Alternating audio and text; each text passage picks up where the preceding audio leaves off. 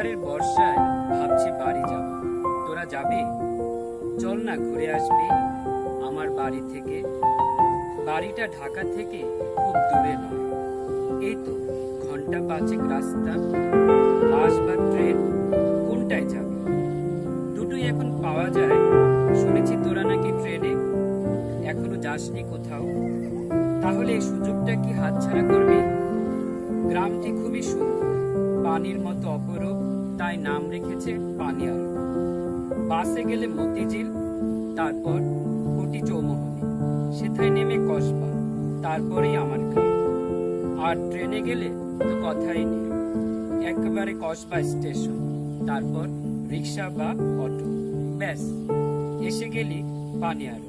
ছোট্ট গ্রাম, ছবি থেকেও সুন্দর। দেখতে পাবি গঙ্গাসাগর, সাথে আছে বর্ডার হাট। আরেকটু এগোলেই আখাউড়া রেলওয়ে জংশন। এখানে শুয়ে আছেন বীরশ্রেষ্ঠ মোস্তফা কামাল। বীরের মতো লড়াই করে বাঁচিয়ে গেলেন হাজার প্রাণ। আমার বাড়ি যাবি আর আমার স্কুল দেখবি না, তা কি হয়?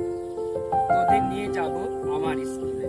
আহা, শৈশব, শৈশবের কথা সে কি দারুণ দিন। স্কুল ছুটি হলেই দে বই, আর বলতাম স্কুল ছুটি, গরম গরম রুটি, 1 কাপ চা, সবাই মিলে খা।